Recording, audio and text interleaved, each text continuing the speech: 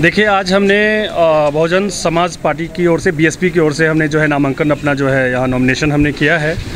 और देखिए, हमारे मुद्दे जो हैं और दार्जिलिंग हिल्स जो है ख़ासकर गोरखालैंड को लेकर के जो है बहुत सालों से जो है डिमांड हो रहा है अलग राज्य को लेकर के। तो वो मुद्दे तो हमारे हैं ही, हमारे वो मुद्दे हैं ही। लेकिन मैं बता दूं आपको कि सिलीगुड़ी को जो है हम लोग जो है ज़िला बनाने का जो है मांग हम लोग करते हैं। हमारा ये डिमांड, ये भी हमारे मुद्दा है। और जिस तरह प्रधानमंत्री नरेंद्र मोदी ने हमारे गोरखा समुदाय को बरगलाने का काम किया है, मुंगेरी लाल के हसीन सपने उन्होंने दिखाए हैं कि गोरखाओं का सपना हमारा सपना है। और उन सपनाओं का अभी तक जो है कोई निराकरण, कोई भी जो है सोल्यूशन नहीं हुआ है। उनके जो सांसद हैं वो 3-3 बार सांसद यहाँ चुने गए, यहाँ के आवाम ने उनको चुना, लेकिन कोई भी चीज़ नहीं हुआ। सिर्फ कागज़ पे हर 5 साल पे गोरखालैंड यूटी या इस तरह का जो है कोई भी ना कोई एक्टिविटी चलती रही है।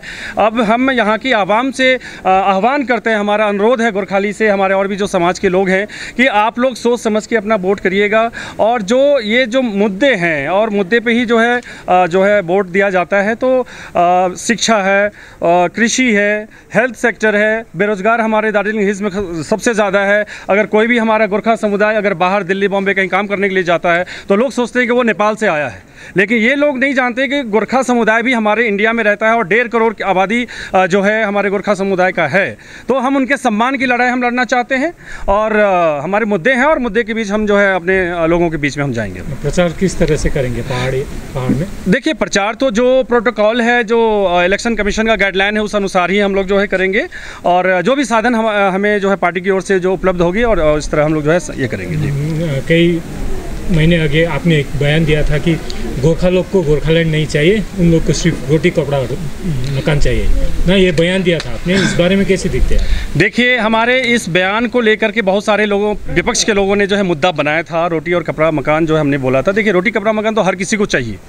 और बात रही गोरखालैंड को, देखिए मैं उस टाइम एनसीपी में था, शरद पवार की पार्टी में मैं था।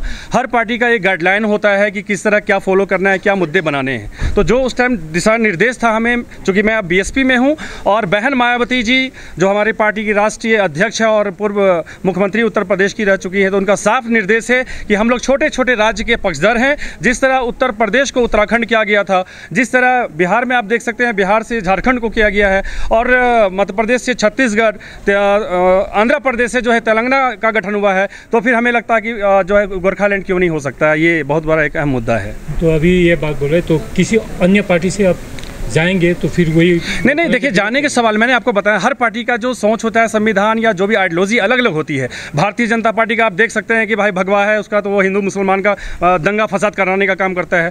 तो हमारा मुद्दा अब यही है कि देखिए, भारतीय जनता पार्टी को मैं यहाँ जो है हराने का मैं काम करूँगा और जनता हमें चुनेगी। क्योंकि देखिए, मैं युवा हूँ और मैं एक स्वच्छ छवि का इंसान हूँ। हमने सियासत 11 साल से मैंने आप लोगों के बीच में मैं रहा, आप लोग भी हमें अच्छे तरीके से जानते हैं कि मैं, हाँ, 1-2 पार्टी में मैं चला गया था।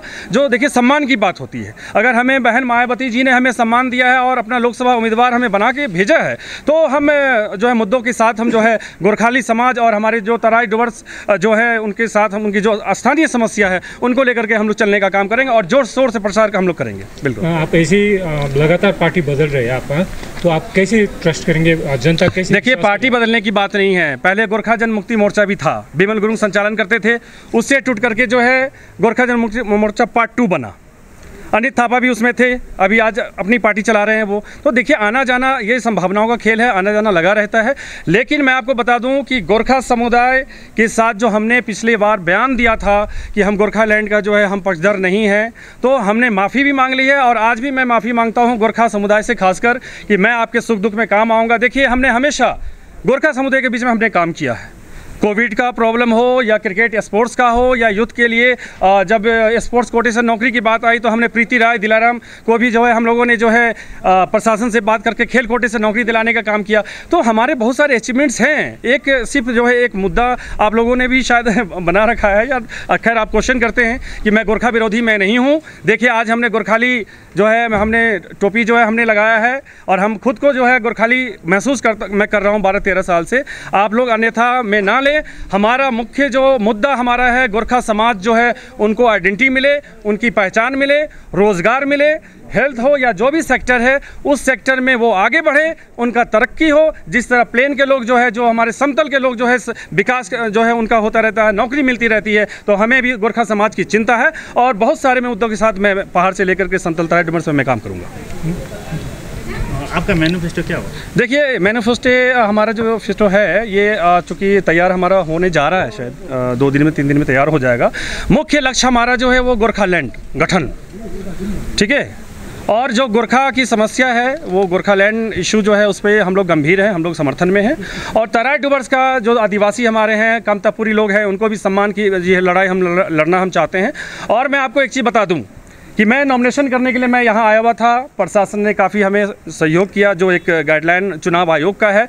लेकिन कुछ पार्टी के लोग, मैं उस पार्टी का नाम मैं नहीं लेना चाहूँगा चूँकि इलेक्शन है, ये एक महापर्व है और ये इलेक्शन जो एक लोकतंत्र का खूबसूरती है। हमारे समर्थकों को बाहर में जान से मारने की धमकी दी गई। हमारा इंतज़ार किया जा रहा था कि वो आया है और वो टीएमसी का वोट काट लेगा। हाँ, चलिए मैंने नाम बोल ही दिया टीएमसी का।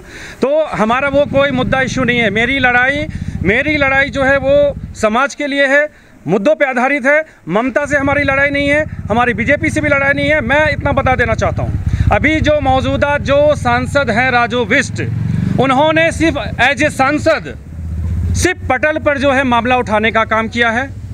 और प्रधानमंत्री कौवा खाली आए हुए थे सिलीगुड़ी जनसभा में, उन्होंने भी कहा था कि भाई मैं गोरखाओं के सपना के करीब हूँ। कितना करीब है भैया? आप तो सुबह शाम गोरखालैंड बनाते हैं, यूटी बनाते हैं, आप जो है इस तरह का खिलवाड़ करते हैं, एक अस्मिता से खिलवाड़ करने का काम कर रहे हैं। तो इसलिए देखिए, 12-13 साल में मैं सियासत में हूँ, हमने आज तक एमएलए एमपी का चुनाव भाई नहीं लड़ा था। मुझे लगा कि मैं एक युवा हूँ, मैं कुछ करना चाहता हूँ समाज के लिए। लोकतंत्र है, लोकतंत्र की खूबसूरती है, इसलिए मैं उम्मीदवार मैं यहाँ बन के आया हूँ और मुद्दों के साथ हम करेंगे। लेकिन दूसरे दल के जो लोग हैं, देखिए हमारी आप लोगों से कोई दुश्मनी, निजी लड़ाई हमारी नहीं है। काफ़ी मैं सम्मान करता हूँ, अनित थापा हो, विनय तमांग हो, बिमल गुरुंग को मैं सम्मान में करता हूँ, क्योंकि हमारे वो आदरणीय है बिमल गुरुंग। और हमारी किसी से कोई लड़ाई नहीं है। ये महापर्व है, महापर्व में हम लोग जो है अपने अपने मुद्दों के साथ जनता के बीच में जाएंगे। जनता जिसको पसंद करेगी वो ही विजयी होगा, वही एमपी बनेगा, वही पार्लियामेंट जाएगा।